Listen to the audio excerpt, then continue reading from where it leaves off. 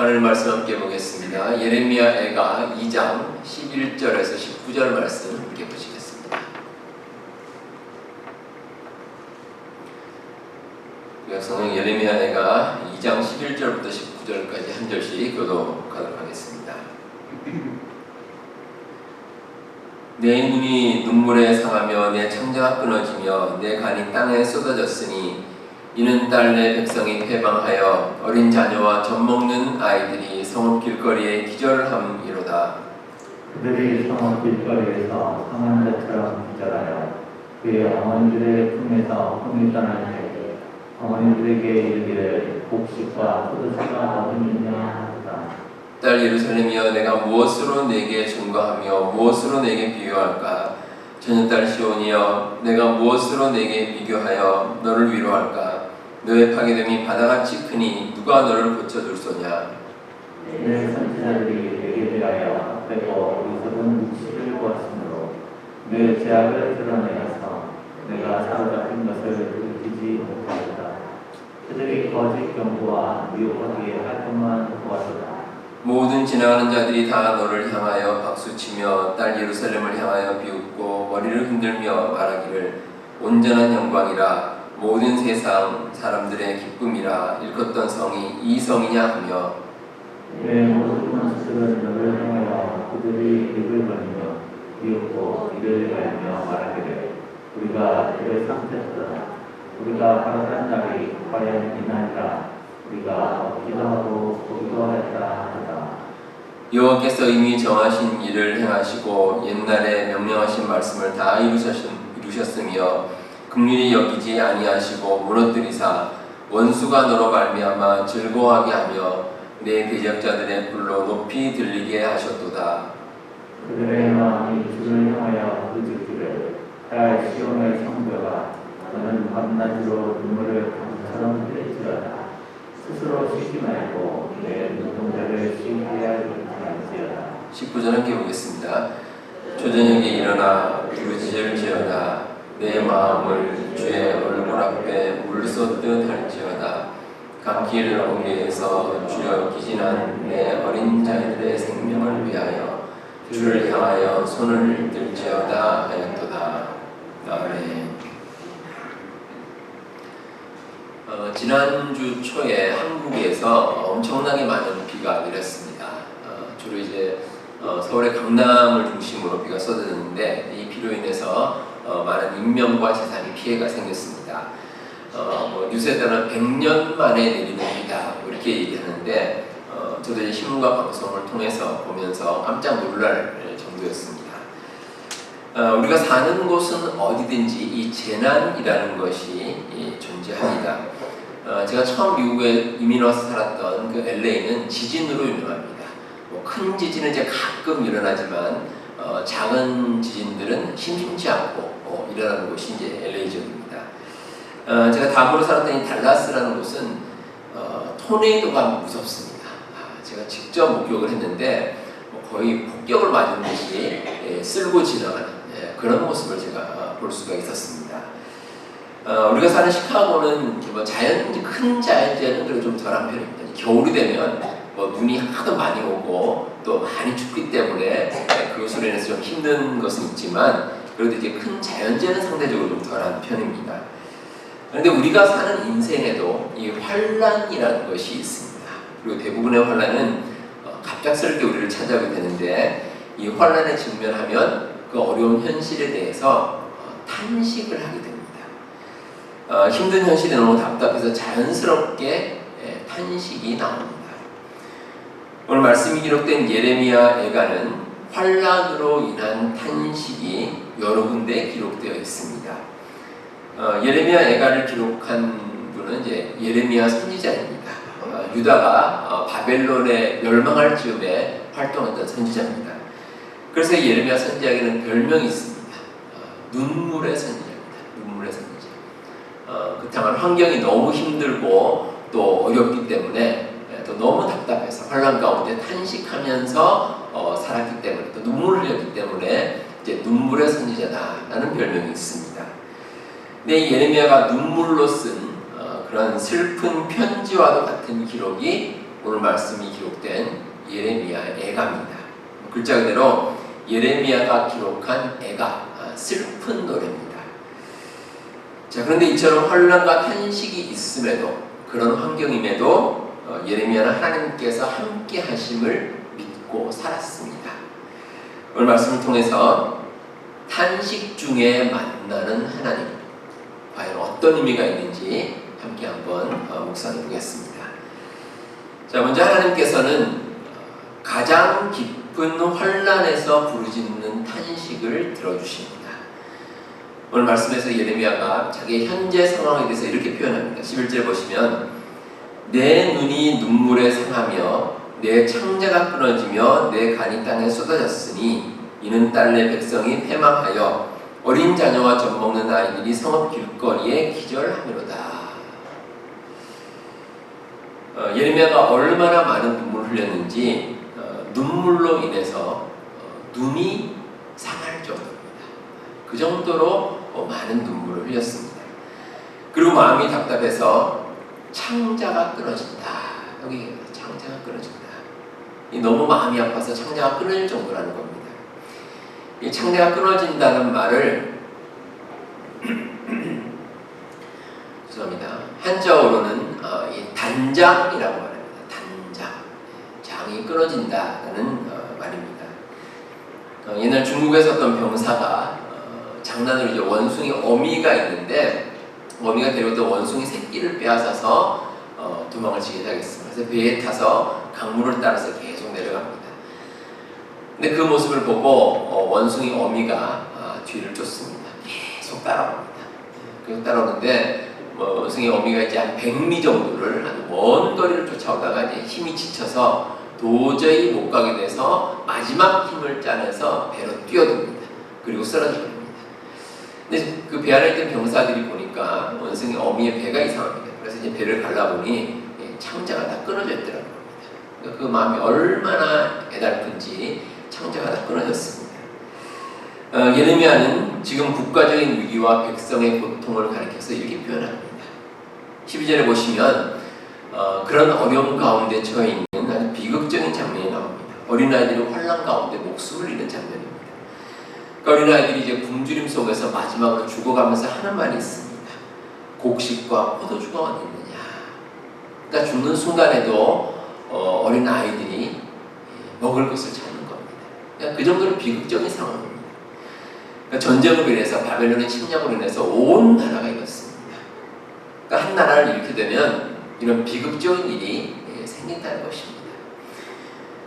지금 한국에서 인기 있는 영화 가운데 이제 한산이라는 영화가 있다고 합니다. 여러분들 아마 다 아시겠죠? 그 이순신 장군, 그래서 하는 이순신 장군 이제 한산 대첩을 이제 영화화한 그런 영화인데 이 한산 대첩과 관련해서 이순신 장군이 이제 지은 시조가 있습니다.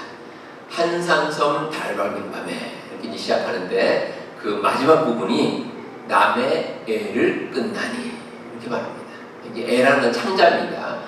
그러니까 그 국가가 위기에 처한 상황에서 이제 내가 전쟁에 나가서 만약에 패하게 되면 우리나라가 완전히 멸망할 수도 있겠다. 이런 두려움, 이런 생각에, 걱정에 창자가 끊어지는 그런 고통을 느낀다는 겁니다. 우리도 살아가면서 이런 크고 작은 환난을 경험합니다. 환난 중에 때로는 아주 깊은 탄식 가운데 거할 때가 있습니다.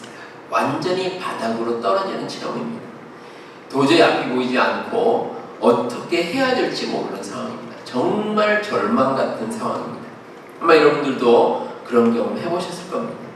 만약 여러분들 가운데 이런 경험이 없다면 인생을 정말 편하게 살아오신 분입니다. 우리가 그렇게 심한 환난에 처하면 사실 하나님께 탄식하고 부르짖는 것 자체가 힘들 때가 있습니다. 그런 말 하죠. 너무 슬프면 눈물도 나오지 않는다 이렇게 얘기하는데 앞이 보이지 않는 환난 가운데 하나님께 나가는 것 자체가 힘들 때가 있습니다. 우리가 부르는 복음성가 가운데 누군가 널 위해 기도하네 라는 찬양이 있습니다. 여기 보면 당신이 지쳐서 기도할 수 없고 눈물이 빗물처럼 흘러내릴 때 라는 가사가 나옵니다. 힘들고 지쳐서 하나님께 기도할 수 없을 것 같은 순간을 경험할 때가 있습니다. 근데 하나님께서는 아주 미약한 힘이나마 우리의 모든 온 힘을 짜내서 하나님께 드리는 그 탄식을 들어주십니다. 육체적으로나 정신적으로 힘들지만 그래도 하나님을 찾는 심령을 외면하지 않으십니다. 하나님께서 우리의 그런 마음을 받아주십니다. 로마서 8장 26절에 이와 같이 성령도 우리의 약함을 도우시나니 우리는 마땅히 기도할 바를 알지 못하나 오직 성령이 말할 수 없는 탄식으로 우리를 위하여 친히 간구하시느니라. 이렇게 말씀하고 있습니다. 우리가 연약하고 부족해서 하나님을 찾을 수 없으면 그 순간에 성령께서 우리를 도우셔서 우리를 대신해서 탄식하고 부르짖으십니다. 사람이 환난을 당할 때 가장 어려운 게 있습니다. 주변에 탄식을 들어줄 사람조차 없다는 것입니다. 직접적인 도움을 받지 않더라도 그래도 내 말이라도 들어주면 내 마음이 편할 것 같습니다. 근데 바로 하나님께서 우리에게 그런 역할을 하십니다. 하나님께서는 깊은 환난에 빠진 우리를 지켜보십니다. 어려움이 눈을 가려서 우리가 하나님을 보지 못할지라도 하나님께서는 우리의 모습을 다 알고 계십니다. 그리고 그런 환난 가운데서 부르짖는 우리의 작은 신음소리를 하나님께서는 들으십니다. 그래서 우리는 어떤 환난 가운데서도 낙심하지 않고 이 세상을 살아갈 수 있습니다. 우리 성도 여러분, 환난은 우리를 무너뜨릴 수 없습니다. 그리고 하나님께서 우리가 함께 하시는 한 우리가 포기할 이유도 없습니다. 가장 기쁜 환난 중에 있을지라도 하나님은 우리의 부르짖는 탄식 소리를 들으십니다. 그 하나님과 늘 동행하며 사시는 우리 모든 성도님들 다 되시기를 바랍니다. 다음으로 하나님께서는 우리가 탄식하는 가운데 우리로 하여금 진리를 깨닫게 만드십니다. 14절을 보시면 내 선지자들은 내게 대하여 헛되고 어리석은 묵시를 보았으므로 내 죄악을 드러내어서 내가 사로잡힌 것을 돌이키지 못하였도다. 그들이 거짓 경고와 미혹하게 할 것만 보았도다. 이렇게 기록하고 있습니다. 여기 나오는 선지자는 거짓 선지자를 가리킵니다. 거짓 선지자들은 글자 그대로 거짓으로 예언을 했습니다. 대표적으로 이 유다라는 나라가 멸망하지 않을 것이다. 이렇게 예언을 했습니다. 잘못된 예언입니다. 진짜 선지자인 예레미야는 유다가 망할 것으로 예언을 했습니다. 자, 근데 여러분, 만약에 여러분들이 유다 백성이다. 그러면 거짓 선지자의 말을 들으시겠습니까? 아니면 진짜 선지자의 말을 들으시겠습니까? 여러분은 그렇게 말씀하실 겁니다. 당연히 진짜 선지자 말을 들어야죠. 이렇게 얘기를 하실 겁니다. 근데 여러분, 현실에서 진짜 선지자의 말을 듣는 것이 결코 쉬운 일이 아닙니다. 자, 만약에 예를 들어서 여러분들의 직장이나 가정이나 사업이나 또 자녀들이나 여러 가지 일들에 대해서 어떤 사람이 예언을 합니다. 어떻게 예언하냐면 상당히 부정적으로 예언을 합니다. 근데 또 어떤 사람은 상당히 긍정적으로 예언합니다. 어떤 말을 들으시겠습니까? 그러니까 인간적으로는 어느 말이 귀에 들어올지는 뻔합니다. 당연히 긍정적으로 해주는 말이 귀에 쏙쏙 들어올 겁니다. 우리가 귀에 좋은 말에 마음이 가는 것은 인지상정입니다. 근데 중요한 것은 진리입니다. 진리. 뭐가 진리냐는 것입니다. 그리고 이 진리는 하나님께서 하신 말씀이 기준입니다. 만약에 하나님께서 이 유다라는 나라가 멸망하지 않을 것이다 라고 말씀하셨다면 그게 진리입니다. 근데 하나님께서는 유다의 많은 죄악으로 인해서 어쩔 수 없이 멸망하게 될 것이다. 이렇게 예언을 말씀 주셨습니다.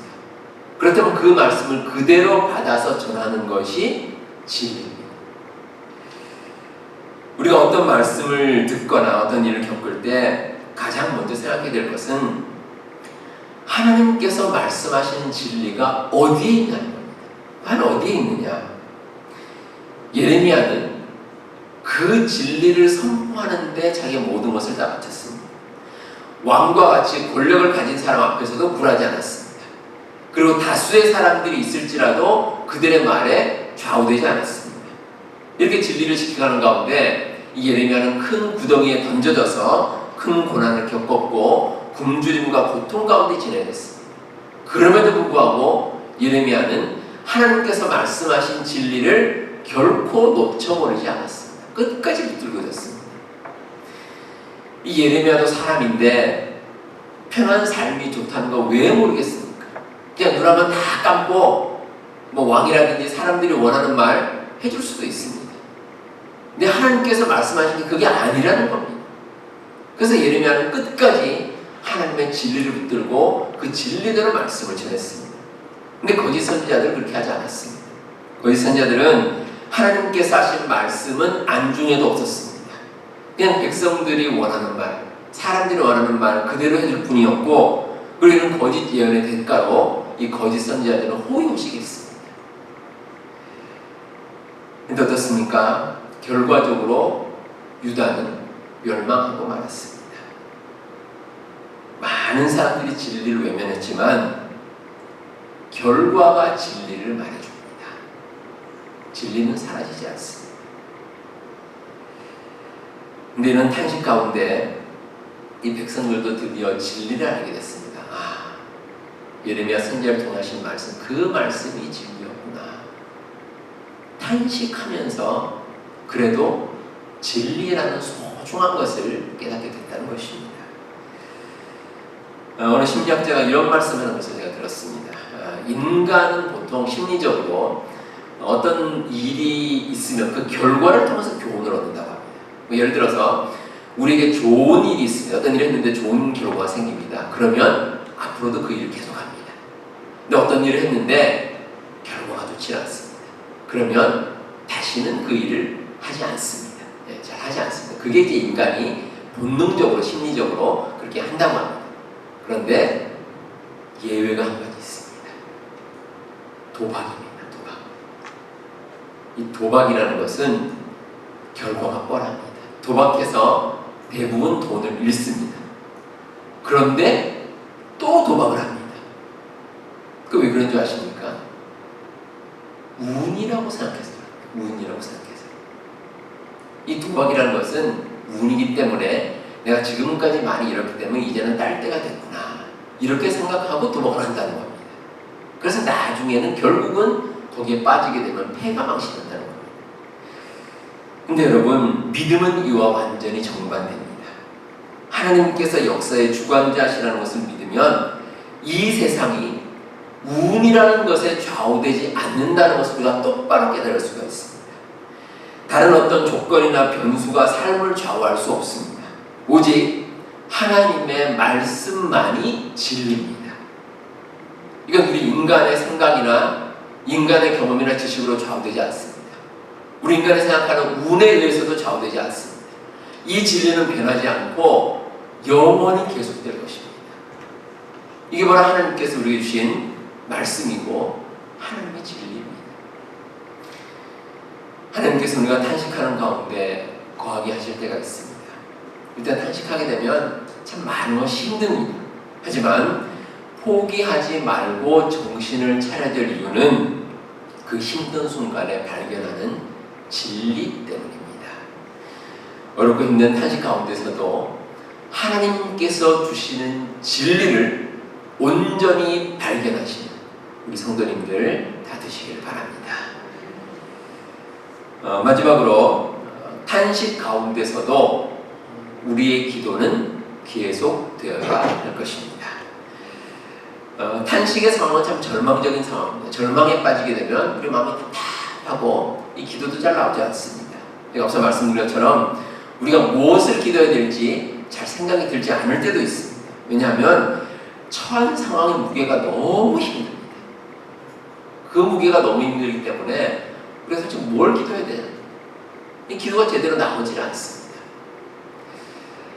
올해 초에 우리가 이제 신년 축복 기도회를 했습니다. 그때 이제 여러분들께서 기도 제목을 적어서 이제 저와 함께 이제 기도를 같이 이제 나누었습니다.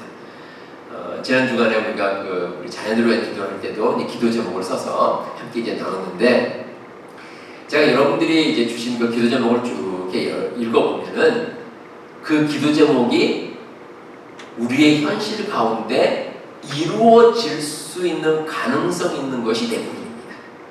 대부분 그렇습니다. 얼토당토하는 기도 제목은 없습니다.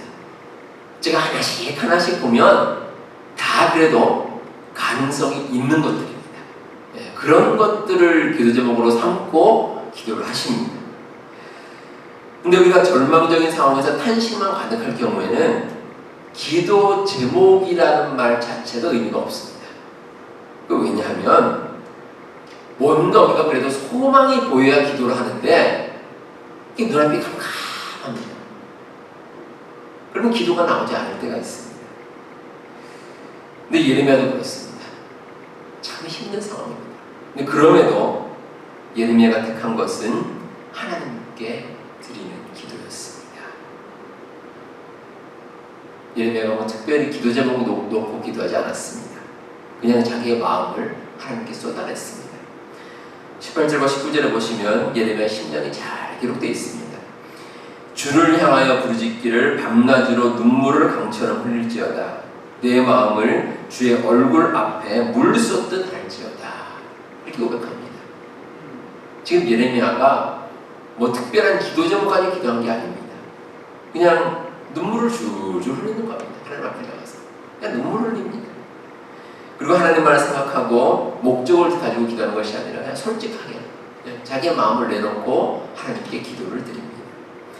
절망과 탄식의 상황에서 예레미야는 끝까지 기도의 끈을 놓치지 않았습니다. 이렇게 우리가 하나님께 기도하면 얻는 것이 있습니다. 하나님의 섭리가 있음을 깨닫게 됩니다. 오늘 말씀 17절에서 예레미야는 여호와께서 이미 정하신 일을 행하시고 옛날에 명령하신 말씀을 다 이루셨다. 이렇게 기록하고 있습니다. 하나님의 섭리가 그대로 성취가 됐다는 겁니다. 그걸 깨달았습니다. 우리가 어떤 일이 있을 때 그 일이 마냥 잘 되면 내가 잘해서 된 줄로 착각할 때가 있습니다. 근데 여러분, 우리가 어려움을 겪으면 하나님께서 어떤 분이신지를 깨닫습니다. 우리가 비록 삶은 힘들지만 그 어려움과 탄식 가운데 하나님께서 나를 얼마나 사랑하시고 또 내 삶 가운데 어떠한 목적을 가지고 내 삶을 인도하시길 원하시는구나. 이걸 우리가 깨달을 수 있습니다. 미국 메이저리그 야구 선수 가운데 아주 유명한 선수였던 크리스티 맥튜슨이라는 선수가 이런 말을 했습니다. 우리는 경기에서 승리하면 조금 배울 수 있습니다.